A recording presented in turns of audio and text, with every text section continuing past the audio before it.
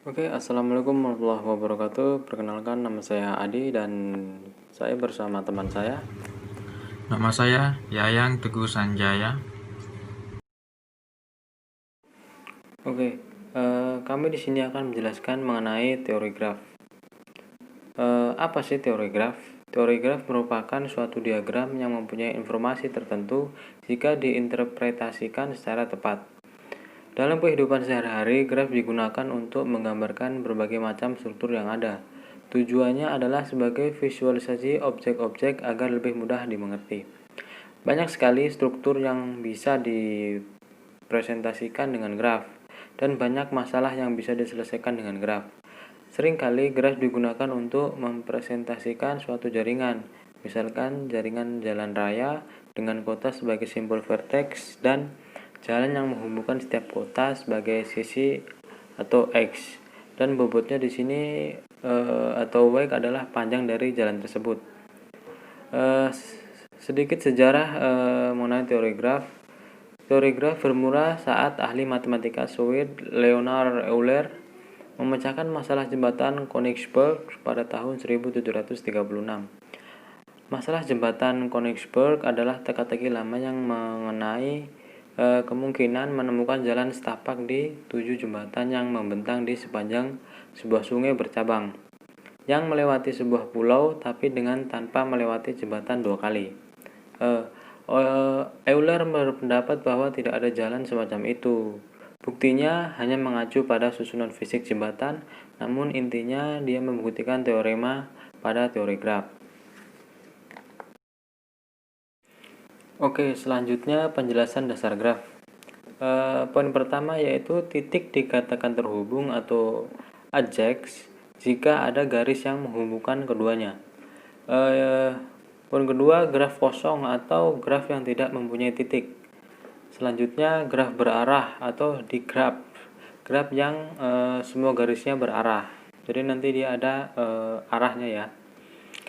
Yang kemudian selanjutnya graf tidak berarah, graf yang semua garisnya tidak berarah. Jadi dia ada garis tapi tidak berarah garisnya.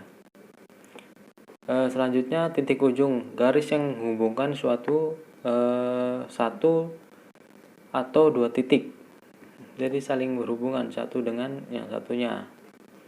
Kemudian loop, garis yang berhubungan dengan satu titik ujung, loop. Jadi dia nanti dari titik pertama dia kembali lagi ke titik itu. Selanjutnya garis paralel, yaitu dua garis berbeda menghubungkan titik yang sama. Kemudian yang terakhir titik tracing, atau titik yang tidak mempunyai garis yang berhubungan dengannya. Oke, selanjutnya ada definisi graf. Pada intinya, graf terdiri dari vertex dan X, yang dalam hal ini vertex berarti himpunan tidak kosong dari simpul vertex, misalnya dari V1, V2 sampai dengan Vn ya. Kemudian X, himpunan sisi atau X yang menghubungkan sepasang simpul dari E1, E2, kemudian juga sampai dengan En ya. Oke, selanjutnya di sini kita punya 3 buah contoh gambar graf. Bisa dilihat gambar 1 ini disebut dengan graf sederhana. Graf ini mempunyai 4 sisi ya, verteksnya jadi 1, 2, 3, 4, dan mempunyai X atau sisi-sisi yaitu 1, 2, 1, 3 sampai dengan 3, 4 ya. Oke, selanjutnya gambar 2 disebut dengan graf ganda. Kenapa disebut dengan graf ganda? Karena dia mempunyai sisi yang ganda.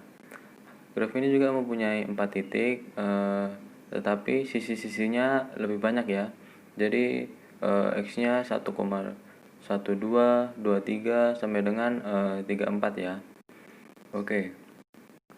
Selanjutnya di gambar 3 bisa dilihat kurang lebih sama dengan gambar 1, gambar 2. Cuman di sini graf 3 ini disebut dengan graf semu karena mempunyai semacam ring ya atau loop.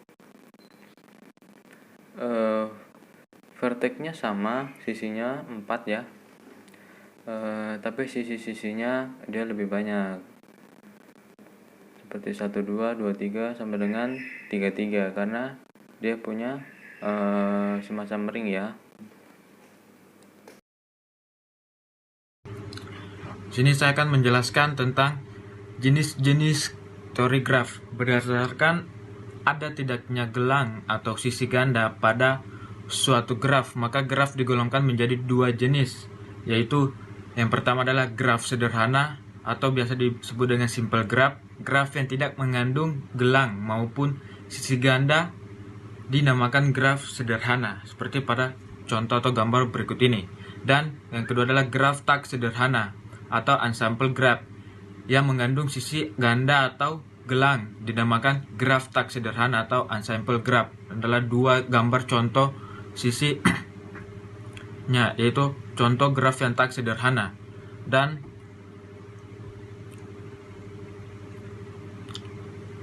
selanjutnya, berdasarkan orientasi arah pada sisi, maka secara umum graf dibedakan atas dua jenis. Yang pertama adalah gerak tak berarah, yaitu undirected graph. Graf yang sisinya tidak mempunyai orientasi arah tersebut graf tak berarah. 3 buah graf pada gambar di bawah adalah graf tak berarah. Teman-teman bisa lihat contoh pertama, contoh kedua, dan contoh ketiga. Dan kita beralih kepada graf yang berarah atau directed graph atau digraph. Graf yang setiap sisinya diberikan orientasi arah disebut sebagai graf berarah. 2 buah graf pada gambar di bawah adalah graf berarah. Ini adalah gambar 2 graf yang berarah. Dan contoh penerapan graf pada ilmu komputer yaitu adalah topologi token ring. Topologi token ring yaitu membingungkan komputer membentuk graf lingkaran. Setiap simpul mempunyai tingkatan yang sama. Jaringan ini akan berfungsi sebagai loop atau data dikirimkan ke setiap simpul, dan setiap informasi yang diterima simpul diperiksa alamatnya apakah data itu untuknya atau bukan. Dan keuntungan dari topologi ini dengan graf lingkaran ini adalah sedikitnya jumlah kabel yang digunakan, namun graf ini menjadi aliran informasi kaku karena harus melakukan looping terlebih dahulu. Ini adalah contoh topologi token ring yang berbentuk bulat.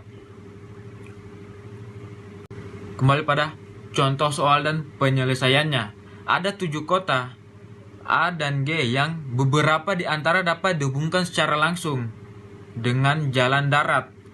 Hubungan langsung yang dapat dilakukan adalah sebagai berikut. Yang pertama, A dengan B, C dan D.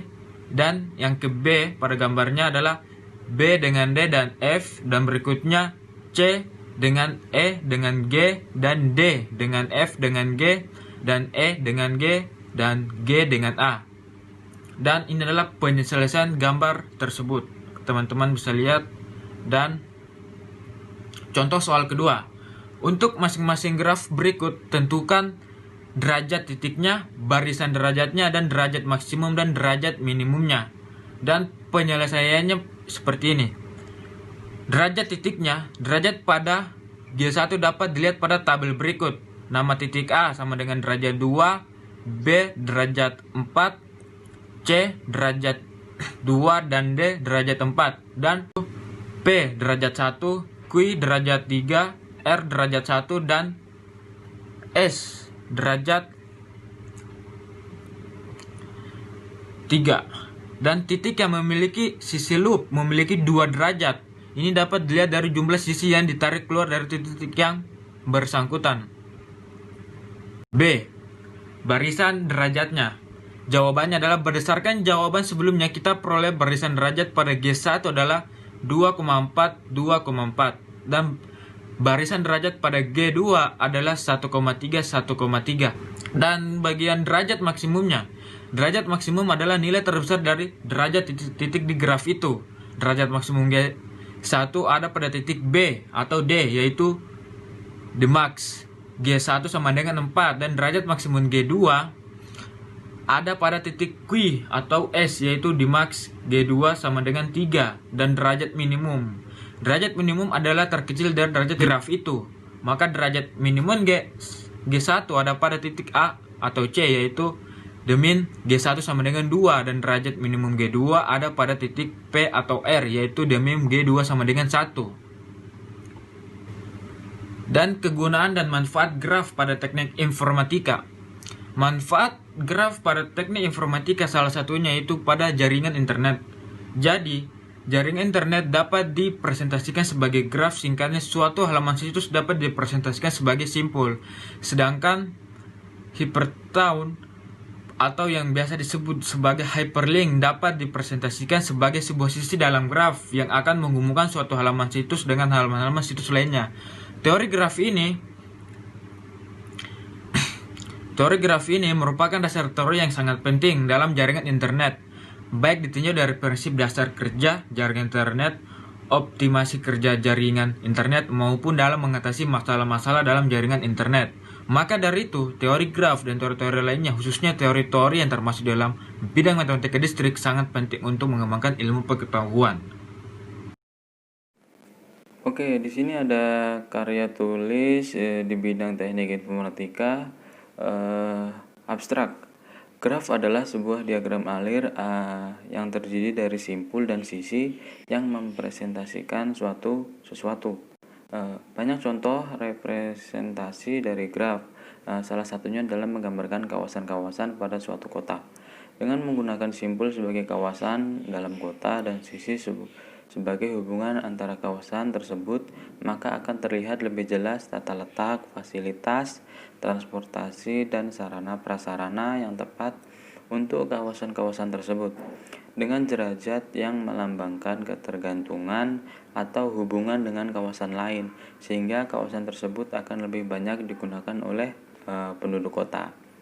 Di sini Dandum Satya Nuraga 2015, judulnya Penerapan Teori Graf dalam Rencana Tata Ruang Kota, dari Institut Teknologi Bandung ya. Di sini juga ada linknya, siapa tahu nanti teman-teman pengen lihat karya tulisnya. Oke, selanjutnya contoh karya tulis kedua ya dari teknik informatika ya. Abstraknya yaitu teori graf, sebuah cabang ilmu matematika yang mempelajari tentang grafik dari sebuah permasalahan yang muncul. Permasalahan yang berkaitan dengan teori graf diantaranya dalam perencanaan jaringan listrik, jaringan perairan, jaringan komputer, dan lain-lain ya. Dalam teori graf ini banyak metode yang dipelajari, diantaranya yaitu minimum spanning tree atau MTS, disebut singkat MTS.